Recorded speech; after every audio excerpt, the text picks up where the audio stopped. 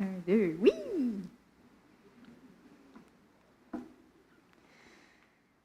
Donc, on célèbre la fête des pères. On va enlever ça de là. On honore tous nos papas ce matin ou les figures paternelles, parce que tout le monde n'a pas eu un père présent, mais il y a sûrement quelqu'un dans votre vie qui a eu figure paternelle, puis on est reconnaissant pour vous. Amen. Et le message d'aujourd'hui, ce n'est pas spécifiquement un message de la fête des pères. Si Pasteur Joël il a le droit de faire un message qui n'est pas spécifiquement pour les mères à la fête des mères, ça veut dire que moi aussi, j'ai le droit. Hein? Par contre, c'est un message qui s'y rapporte bien. On va parler ce matin de l'amour et la correction. Et on peut mettre l'image. C'est probablement la dernière partie de notre série, la série que j'ai faite Humilité et soumission. Et je pense enfin pouvoir répondre à la question qui corrige qui? On dirait que, je ne sais pas, c'est une question que tout le monde veut. C'est qui corrige qui? veut savoir. Je vous ai déjà dit que notre premier réflexe quand on reçoit de la correction, c'est notre réflexe naturel, c'est de vouloir l'éviter, hein, ou de se retirer. Mais quand la correction est faite dans l'amour, elle est là pour notre bien. Hein, c'est là pour notre bien. On va aller dans Hébreux 12, au verset 5 et 6. Je l'ai pris dans la seconde 21. Et vous avez oublié l'encouragement qui vous est adressé comme à des fils. Mon fils, ne méprise pas la correction du Seigneur et ne perds pas courage lorsqu'il te reprend.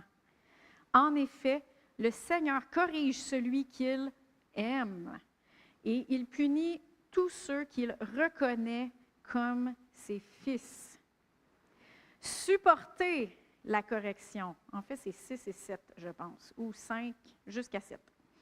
Supportez la correction. C'est comme des fils que Dieu vous traite. Quel est le fils qu'un père ne corrige pas? Et aujourd'hui, malheureusement, on est dans une génération qui a de la difficulté à supporter la correction et même va la mépriser.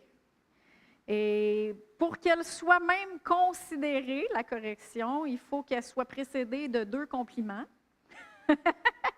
et enveloppée de mots doux et finalisée par un câlin pour qu'on puisse recevoir la correction. Je parle, dans nos milieux de travail, dans tous les milieux, pas juste avec nos enfants, mais dans tous les milieux.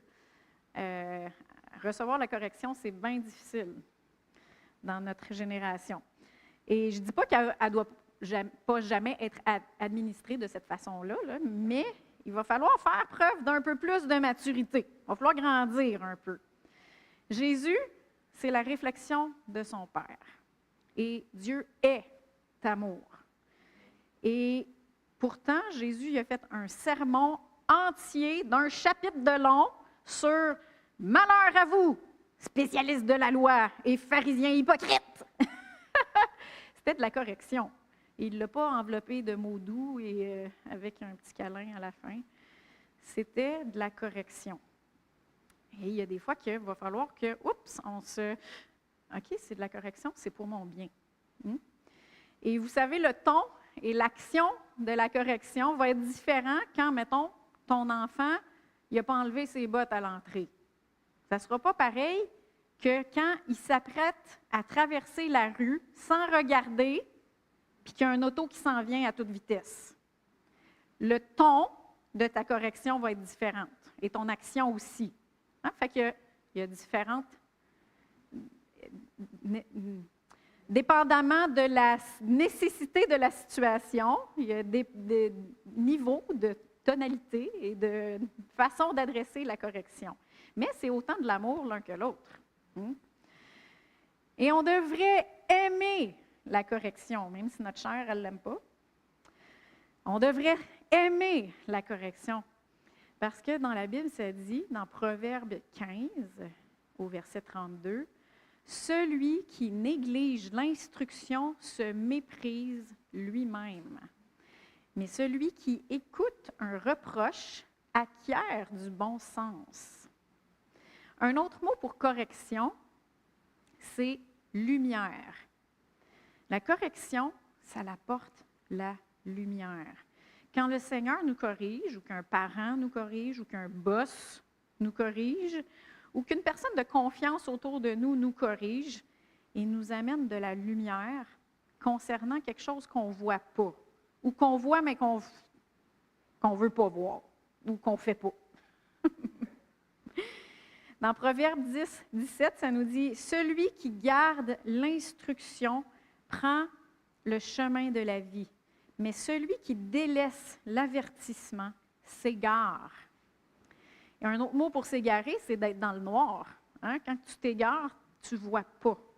Et c'est pour ça que je dis que la correction, un autre mot pour la correction, c'est lumière. La correction, ça l'amène à la lumière sur quelque chose, ça nous évite d'aller dans le noir, ça nous évite de prendre un fossé quand on s'en va dans la mauvaise direction. Et un exemple récent pour moi, je présentais des symptômes digestifs depuis une semaine, un peu plus. Puis j'étais en train d'écouter une prédication quand le Seigneur m'a adressé une correction. Il m'a corrigé.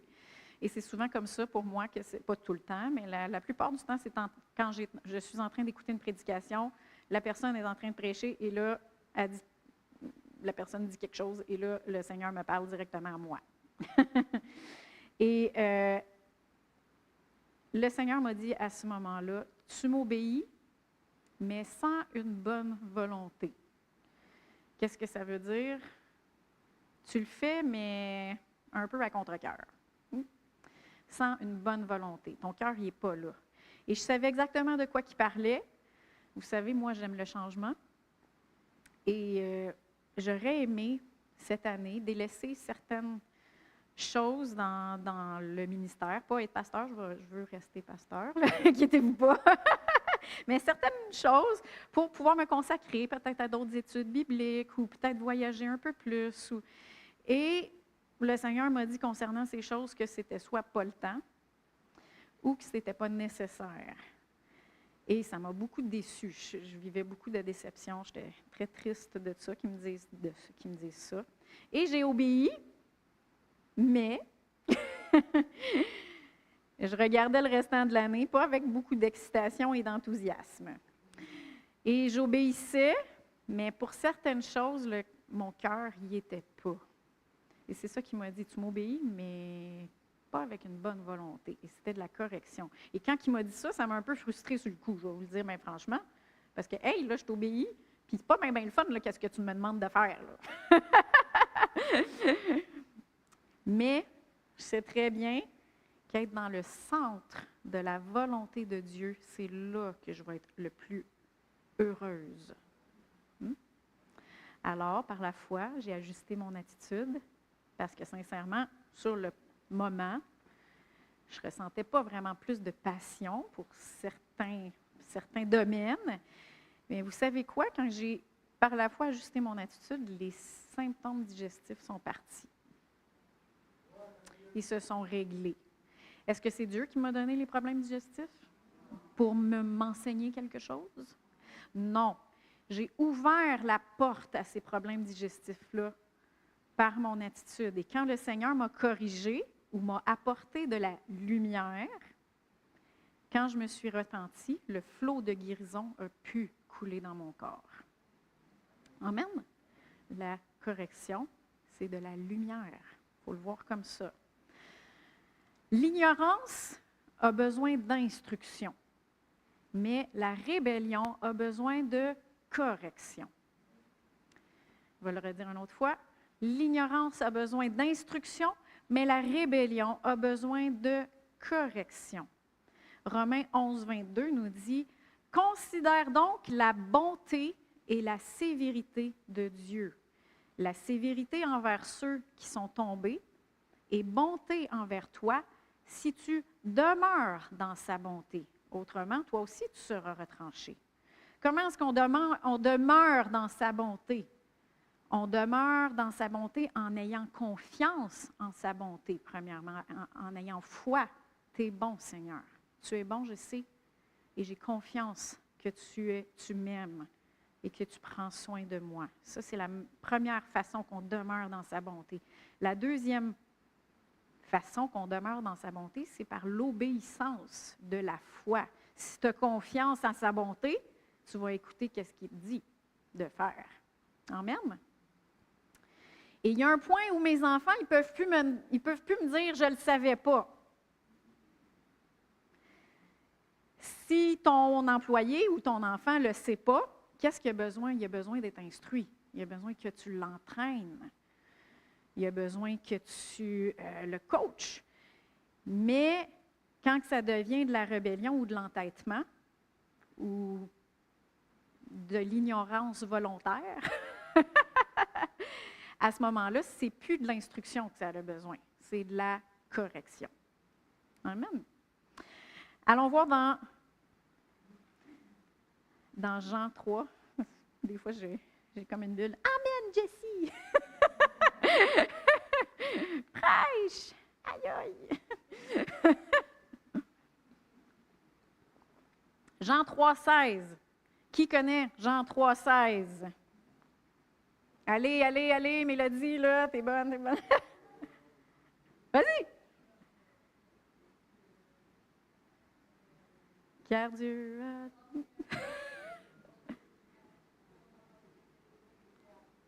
Amen, c'est ça. Ben là, on va aller voir les versets juste après. Car Dieu a tant aimé le monde qu'il a donné son Fils unique, afin que quiconque croit en lui ne périsse point, mais qu'il ait la vie éternelle. Ça, c'est Jean 3,16. La plus grande démonstration d'amour, c'est quoi? Donner. Dieu, il nous a donné Jésus-Christ. Et au verset 17, ça dit, Dieu, en effet, n'a pas envoyé son Fils dans le monde pour juger le monde, mais pour que le monde soit sauvé par lui. Celui qui croit en lui n'est pas jugé, mais celui qui ne croit pas est déjà jugé, parce qu'il n'a pas cru au nom du Fils unique de Dieu. Et voici quel est ce jugement. La lumière est venue dans le monde, et les hommes ont préféré les ténèbres à la lumière, parce que leur manière d'agir était mauvaise. En effet, toute personne qui fait le mal déteste la lumière, et elle ne vient pas à la lumière pour éviter que ses actes ne soient dévoilés. Mais celui qui agit conformément à la vérité vient à la lumière afin qu'il soit évident que ce qu'il fait, il le fait en Dieu. Amen. Et si je l'amène, ce verset-là, en parlant d'amour et de correction. La correction et la discipline sans amour, c'est de l'abus et de la cruauté. On voit ici que Dieu y est venu par amour, il a donné, et ce qu'il voulait, c'était que le monde soit sauvé. Amen.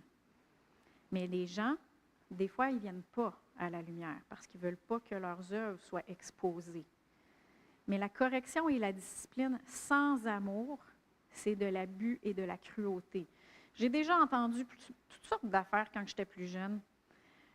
Une de ces choses-là que j'ai déjà entendues, c'est que quand une brebis est désobéissante, le Seigneur va lui casser une patte pour éviter qu'elle se sauve.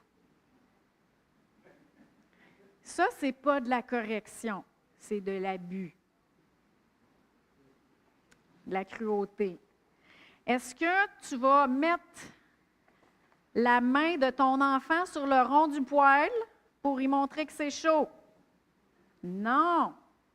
Ça, c'est de l'abus et de la cruauté, pas de la correction. La conviction n'est pas la même chose que la condamnation. La condamnation vous déclare coupable et applique la sentence. Ça, c'est la condamnation. La conviction, c'est de convaincre. Et souvent, on n'a pas besoin de dire grand-chose. Pensez à Jésus lorsque les pharisiens ont apporté la femme prise en adultère. C'est spécial parce que l'homme, lui, qui a été pris en adultère, lui, il n'a pas été apporté. Juste la femme, hein? Elle a fait ça toute seule. Ouais. Mais la femme, elle a été apportée. Et souvenez-vous de la phrase qu'il a dit. Il a dit que celui qui n'a jamais péché lui lance la première pierre. Et après ça, il est resté silencieux. Il a juste dit une phrase, aucune condamnation, et il a laissé la conscience des gens faire le restant du travail. Fait que des fois, on n'a pas besoin de dire grand-chose. On dit juste qu'est-ce qui est nécessaire sans apporter de condamnation. Et là, je vais vous donner quelques petits trucs avant de corriger quelqu'un. Vous êtes dans une position où il faut que vous corrigiez quelqu'un. Il faut vérifier quelques affaires. OK? Premièrement, il faut se juger soi-même. C'est important d'enlever le 2 par 4 qui est dans notre œil avant d'enlever la paille dans l'œil de l'autre. Hein? Ça, c'est dans Matthieu 7, 5. Fait qu'avant de corriger quelqu'un, on se juge nous-mêmes. On enlève le 2 par 4 dans notre œil. Deuxièmement, il faut s'assurer de ne pas administrer de la condamnation. Si on le fait, on a quitté le ministère du Saint-Esprit. Parce que dans 2 Corinthiens, au verset 3, si on commence au verset 7 jusqu'au verset 9, l'apôtre Paul, il parle du ministère de la loi et il le compare avec le ministère de l'Esprit. Et au verset 9, ça nous dit, si le ministère de la condamnation a été glorieux, et ça on sait avec le contexte qui est en train de parler du ministère de la loi. Si le ministère de la condamnation a été glorieux, à bien plus forte raison, le ministère de la justice est supérieur en gloire. Et là, on sait qu'il est en train de le comparer avec le ministère de l'Esprit. Donc, si on est en train d'administrer de la condamnation, on a quitté le ministère de l'Esprit. On n'est pas dans l'Esprit. On n'est pas en train de faire la correction de la bonne façon. Quand on administre de la correction, on ne devrait jamais vouloir que les gens se sentent mal. La phrase « tu devrais avoir honte », ce n'est pas une phrase qui devrait être apportée dans la correction. Parce que là, qu'est-ce que tu es en train d'amener? Tu es en train de vouloir que la personne se sente mal, qu'elle ait honte. C'est le diable qui est l'accusateur des frères. Ce n'est pas Dieu. Amen? Il faut se souvenir de ça. Quand on amène de la correction, on devrait toujours s'assurer de ne pas leur enlever leur assurance, de ne pas enlever la confiance de la personne ou de ne pas enlever l'estime de soi de la personne. C'est la même chose quand on fait de la correction envers nos enfants. Il ne faut pas qu'ils sortent de là avec plus d'estime de soi. Je sais que tu es capable de faire mieux que ça. Ça, c'est quelque chose qu'on peut dire à notre enfant. Je sais que tu as un bon cœur. Ça, ce n'est pas toi. Agis selon qui tu es vraiment. Tu sais, c'est des choses qu'on peut apporter à nos enfants sans leur enlever leur assurance et leur estime de soi. Amen. Gloire à Dieu! Merci Seigneur!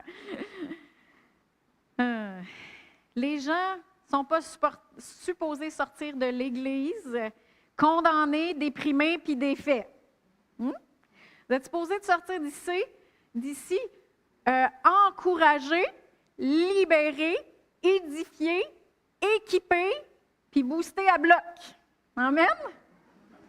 C'est comme ça qu'on est supposé de sortir de l'Église, même s'il y a de la correction qui est apportée. Amen? Parce que la correction, ça l'amène de la lumière et ça libère. Ça ne condamne pas. C'est important de ne pas dire des choses qui vont démolir. Et très important, avant de corriger quelqu'un, j'ai dit, il faut se juger soi-même, il ne faut pas administrer la condamnation, mais il faut se poser la question, est-ce que j'ai la place pour corriger cette personne? Et ça m'amène à la fameuse question, qui corrige qui? Et on va répondre à ça. Dans 2 Corinthiens 10, on va commencer au verset 1 et 2, et je l'ai pris dans la Bible français courant, parce que je trouvais que ça nous amenait vraiment à comprendre le cœur de Paul. Moi, Paul, on parle de l'apôtre Paul ici, il parle aux Corinthiens. Hein, on est dans 2 Corinthiens, donc il parle aux chrétiens corinthiens. Je ne me suis pas trompée. Moi, Paul, je vous adresse personnellement un appel. Moi qui suis, à ce qu'on dit, si humble quand je suis avec vous, mais si énergique à votre égard quand je suis absent. Par la douceur et la bonté du Christ, je vous en supplie, ne m'obligez pas à intervenir énergiquement quand je serai chez vous, car je compte faire preuve de fermeté envers ceux qui prétendent que nous agissons selon des motifs purement humains. Est-ce que vous voyez le cœur de l'apôtre Paul ici? Il avait visiblement pas le goût d'appliquer de la discipline. Il avait visiblement pas le goût. Il aimerait ça que ce soit eux autres qui se corrigent eux-mêmes. Hein? Et vous connaissez sûrement le verset dans Galates 6.1 qui dit « Frères et sœurs, si un homme vient à être surpris en faute, vous qui êtes spirituels, redressez-le dans un esprit de douceur. » Et il y a une époque où tout le monde se croyait spirituel. Donc, tout le monde allait se corriger l'un l'autre. Cricket, cricket. Mais c'est pas comme ça que Dieu a établi ça. C'est pas comme ça. Dieu, il ne nous a pas établis comme des polices divines. On n'est pas des polices divines. On n'est pas supposé d'aller se corriger partout, tout le monde, OK, elle ne fait pas ça comme il faut, je vais aller dire, je vais y faire une faveur. Les gens, et ça c'est important, c'est un point important, les gens qui veulent corriger les autres ne sont probablement pas en position de corriger les autres. On voit, l'apôtre Paul, ça ne y tentait pas. Quand ça te tente, c'est probablement parce que ce n'est pas à ta place de le faire. Première chose à savoir, les gens qui veulent corriger les autres ne sont probablement pas en position de corriger les autres. Et deuxième chose importante, on doit connaître les limites de notre mesure, de notre autorité. C'est important de connaître les limites de notre mesure. Dans 2 Corinthiens 10, au verset 13 et 14, c'est encore l'apôtre Paul ici, il dit « Pour nous, nous ne voulons pas nous glorifier hors de toute mesure. » Regardez tous les mots de mesure ici. Nous ne voulons pas nous glorifier hors de toute mesure. Nous prendrons au contraire pour mesure le domaine que Dieu nous a départi en nous faisant parvenir jusqu'à vous.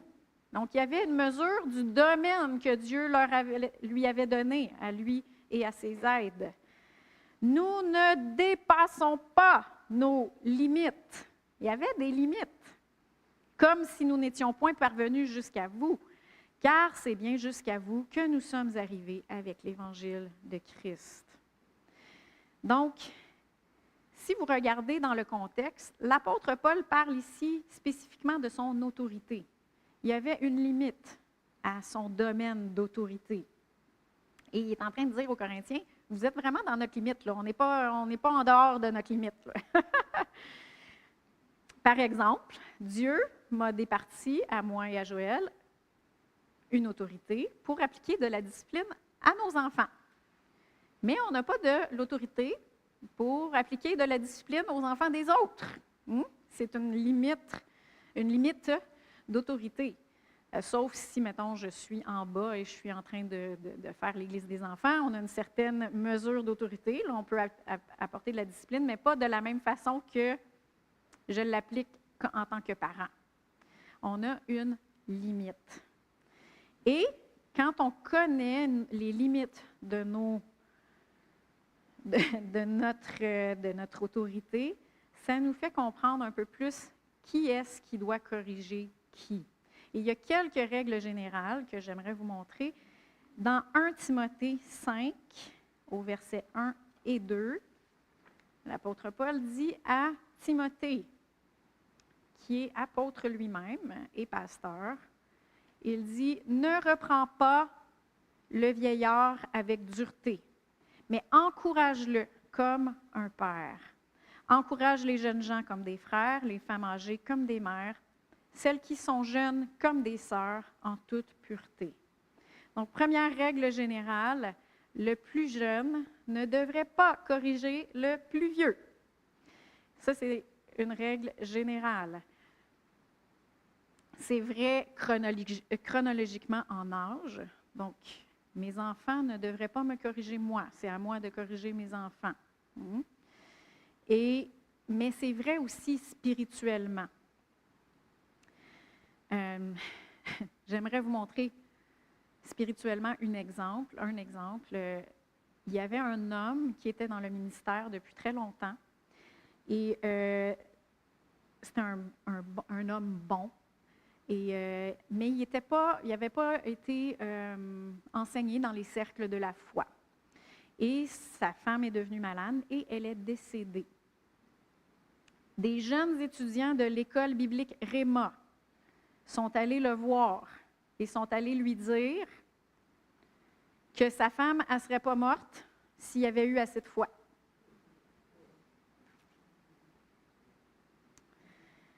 Plus tard, le pasteur Keith Moore, c'est parce que c'est le pasteur Keith Moore qui raconte cette histoire-là, il est allé prendre un repas avec cet homme-là. Et l'homme lui a rapporté la situation, puis il avait des larmes dans les yeux. Il lui a dit « Brother Keith, ça ne m'a pas béni, ça. » Il était en deuil. Il était en deuil, puis là, il y a des jeunes qui se pensent très bons dans la foi, puis là, ils connaissent la révélation de la foi, et si tu avais eu assez de foi, ta femme ne serait pas morte. Est-ce que ces jeunes-là, ils étaient à leur place? Non, pas du tout. C'est jamais à des jeunes spirituels, spirituellement ou même chronologiquement, on ne corrige pas les plus vieux que nous au niveau, que ce soit en âge ou spirituellement. Et ça, c'est un principe qui est vrai même si la personne a le tort. Même si la personne en autorité, elle a tort. C'est une règle générale comme ça. On fait toujours passer l'onction supérieure en premier. Par exemple, pasteur Chantal et pasteur Réal sont nos autorités à moi et à Joël. Qu'ils soient ici ou qu'on soit à Sherbrooke ou qu'on prenne un repas ou un café ensemble, on va toujours s'appliquer à faire passer leur onction en premier. Et c'est certainement pas à nous de les corriger. Parce qu'eux, ils ont des gens autour d'eux, puis ils ont des gens au-dessous d'eux à qui ils donnent cette place-là. Nous, c'est à eux de nous apporter de la correction, ce n'est pas à nous. Je l'étudie comme il faut? Oui, c'est à eux de nous apporter de la correction, mais pas à nous. Donc, c'est une règle générale. Qui corrige qui? Une règle générale. Le plus jeune ne corrige pas le plus vieux et on laisse toujours l'onction supérieure en premier, la première place. Si jamais on est à autorité égale, d'égal à égal, est-ce que la personne à qui on va adresser un reproche nous donne de la place dans sa vie? Est-ce qu'il y a un rapport de confiance entre nous? Donc, on est des amis, des bonnes amies. Moi et Lisa, on est des bonnes amies. Lisa est capable de me dire des choses, puis moi, je suis capable de lui dire des choses, parce qu'on est des bonnes amies. En tout cas, j'espère.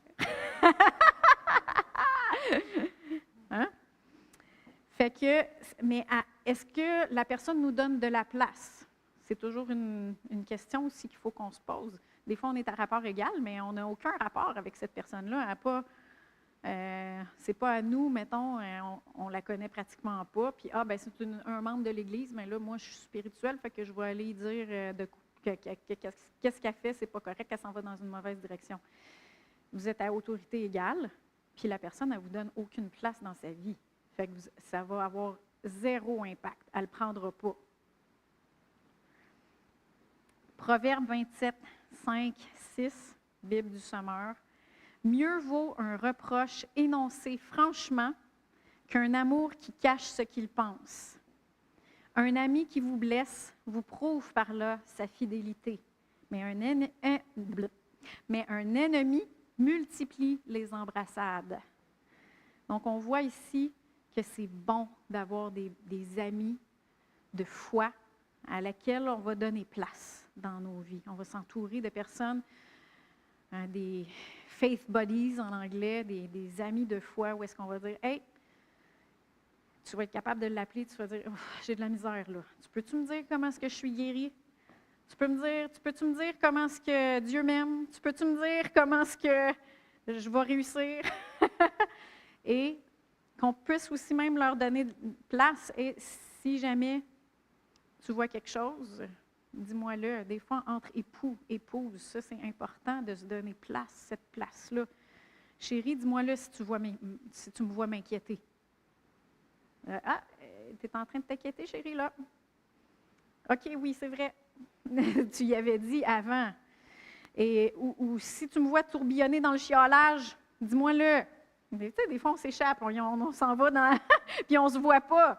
Mais c'est correct qu'on ait des amis comme ça et des relations comme ça. C'est un rapport d'autorité égale. Si tu les aimes vraiment, tu vas être prêt à ce qu'ils ne t'aiment pas pour un petit bout. C'est pour leur bien. Hein? C'est de la véritable amour. C'est ça que le verset qu'on a lu nous disait. Si tu les aimes vraiment, qu'ils te donnent de la place dans cette amitié-là, tu vas être prêt à leur dire la vérité, même s'ils ne t'aiment pas pour un petit bout. Des fois, ça prend un petit bout pour digérer. Et troisièmement, qui corrige qui? J'ai dit, le plus jeune ne corrige pas le plus vieux. À autorité égale, est-ce qu'il nous donne de la place? Et aussi, c'est important d'être dirigé là-dedans. C'est important de suivre la direction du Saint-Esprit. Dans Galates 6.1, le verset que je vous ai lu tantôt, « Frères et sœurs, si un homme vient à être surpris en faute, vous qui êtes spirituels, redressez-le dans un esprit de douceur. Veille sur toi-même, de peur que toi aussi, tu ne sois tenté. » Que la personne, elle ne va pas dans un esprit de supériorité du tout, là. C'est vraiment pour aider. Donc, premièrement, il faut se souvenir, si on a le goût de leur dire notre façon de penser, c'est probablement pas dans un esprit de douceur et on n'est probablement pas spirituel à ce moment-là. C'est peut-être pas, ça veut dire, ben, garde ta bouche fermée. C'est parce qu'il faut le redresser dans un esprit de douceur. Et il faut être, vous qui êtes spirituel. Donc, il faut être dirigé par le Saint-Esprit. Mais si le Seigneur nous le demande, faisons-le avec amour, pas dans un esprit de condamnation, et dans l'espoir plutôt que la personne va être restaurée. C'est comme ça qu'il faut qu'on apporte la correction. Et pour donner de la correction, il faut être nous-mêmes capables de recevoir la correction. On n'est pas capable de recevoir la correction, il ne faut pas la donner. Et j'ai gardé cette dernière question-là pour la fin. Que faire si nous ne sommes pas d'accord avec l'autorité?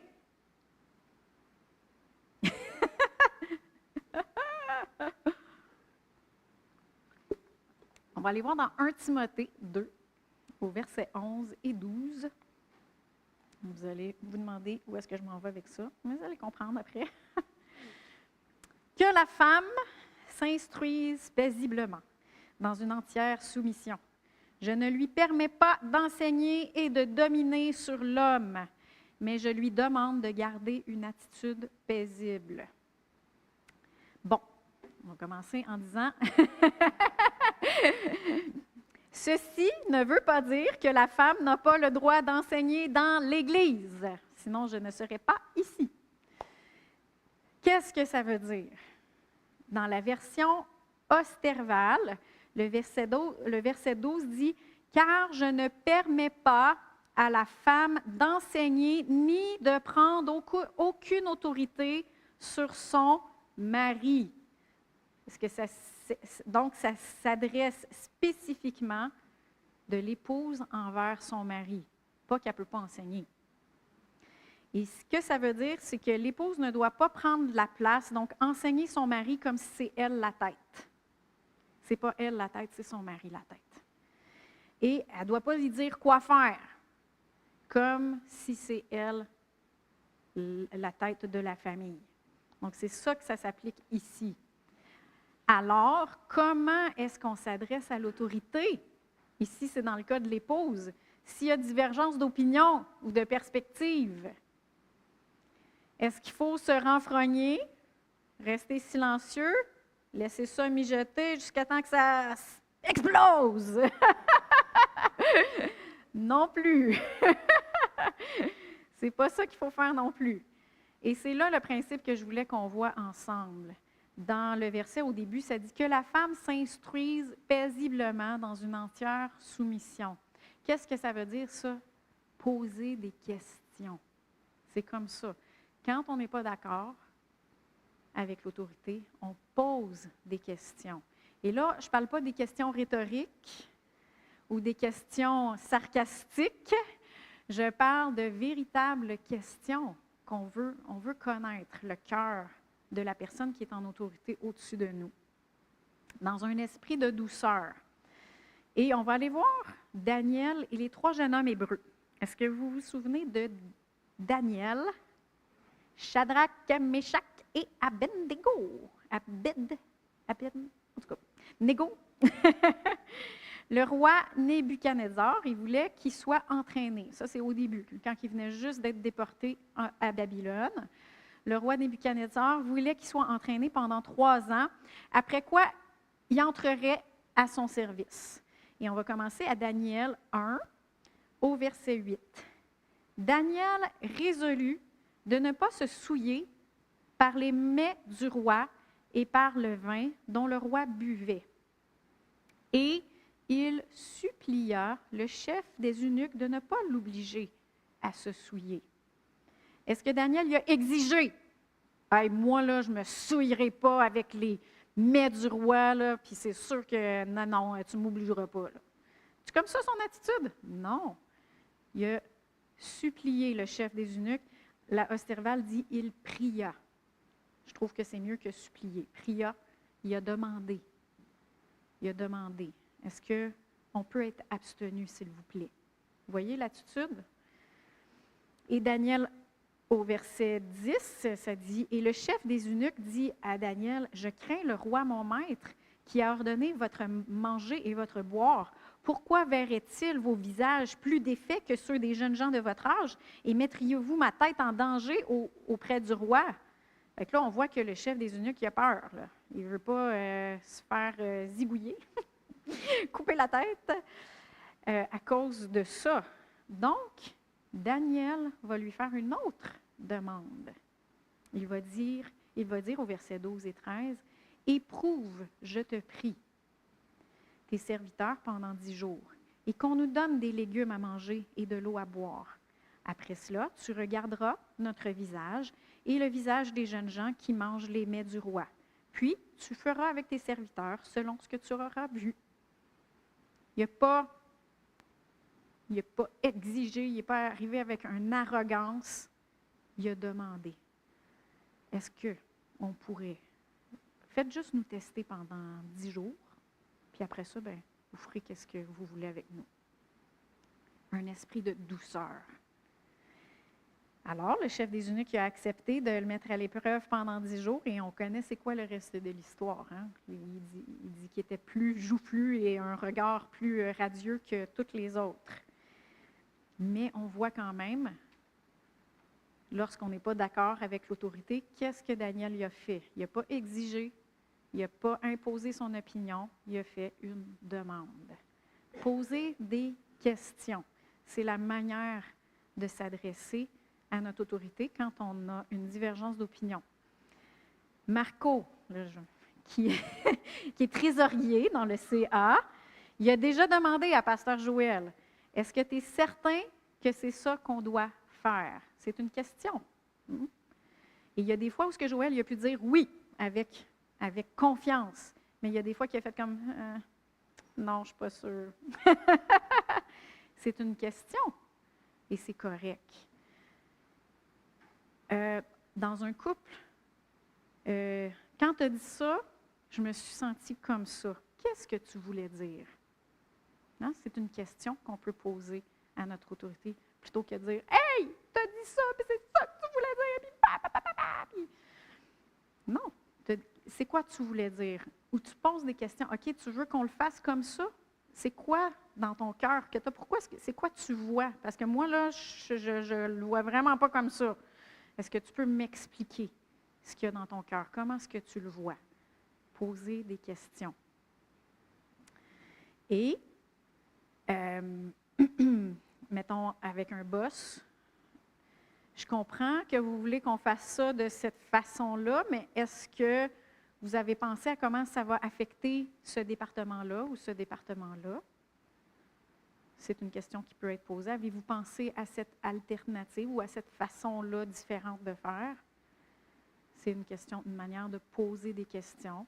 Et là, le boss, il a le choix. Hein? Ça lui donne le choix de dire « Ah, ben, ouais, c'est vrai, je n'avais pas pensé à ça. » Ou des fois, il va dire « Oui, j'ai déjà tout exploré, c'est vraiment comme ça qu'on va le faire. » Et c'est comme ça. Donc, si l'autorité persiste et signe, malgré nos questions, ben c'est là que la véritable soumission entre en jeu et la véritable confiance en Dieu aussi entre en jeu.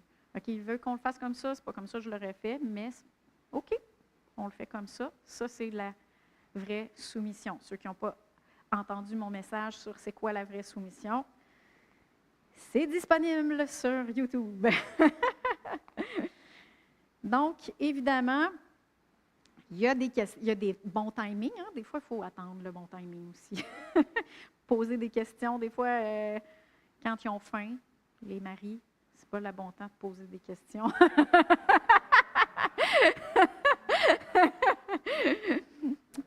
Fait qu'il y a des bons timings de poser des questions. Après qu'ils ont bien mangé, qu'ils sont relax, là, on peut poser des questions. Mais évidemment aussi, ce que je veux, quand que je parle de soumission, c'est pas de se soumettre. Si une autorité nous demande de pécher ou nous dit de faire quelque chose qui est contre la Bible ou qui nous demande de faire quelque chose de mal, c'est pas, on ne se soumet pas à ça. Ça, c'est sûr et certain. Vous comprenez ce que je veux dire. Smith Wigglesworth, à un moment donné, il avait dit à sa femme, alors qu'il était... Qui connaît Smith Wigglesworth ici? Y en a-tu plusieurs? Oui. C'est un homme de foi qui a eu beaucoup de guérisons dans la fin des années 1800, je pense. Hein? C'est ça à peu près? Début 1900. Mais lui, il a été, puis c'était en Angleterre, puis il y a eu un bout où ce qui était rétrograde. Et sa femme, c'est elle qui l'a ramené au Seigneur. Puis, à un moment donné, il a dit à sa femme, « Je veux plus que tu ailles à l'église. C'est moi l'homme ici, c'est moi l'autorité, je veux plus que tu ailles à l'église. » Puis sa femme, elle a dit, « Oui, tu es l'autorité dans la maison et de la famille, mais le Seigneur, c'est mon autorité et il m'a dit dans sa parole de ne pas abandonner mes assemblées. Fait que je vais y aller. » Il est allé. Et quand il est revenu, il avait barré la porte. Il l'a enfermé dehors. Et elle a dormi sur le bord de la porte toute la nuit. Et le matin, il a rouvert la porte et elle a presque tombé dans la maison. Et tout de suite, quand elle s'est réveillée, elle a dit « Salut chérie, qu'est-ce que je peux te faire à déjeuner? » Et ça, là, ça l'a vraiment touché. Et il est revenu au Seigneur et il est devenu le grand homme qu'on connaît aujourd'hui. Mais c'est ça que je voulais dire, la soumission a des limites. La soumission à l'autorité, on ne se soumet pas à ce qui est mal ou à ce qui est péché. Donc, grandissons, faisons preuve de maturité, recevons la correction plutôt que de l'éviter, de donner des excuses ou de la fuir. La correction, c'est bon. La correction faite dans l'amour, ça apporte la lumière, ça apporte la guérison. et non la condamnation. Et c'est important de demeurer dans notre place quand on apporte nous-mêmes la correction. On n'est pas des polices divines, mais on est par contre des agents d'encouragement. Amen. Puis pour clore cette série sur l'humilité et la soumission, j'aimerais terminer avec Jacques 4, 6 et 7, que j'ai souvent lu pendant mes prédications là-dessus. Ça nous dit, « Cependant, la grâce qu'il accorde est plus grande encore.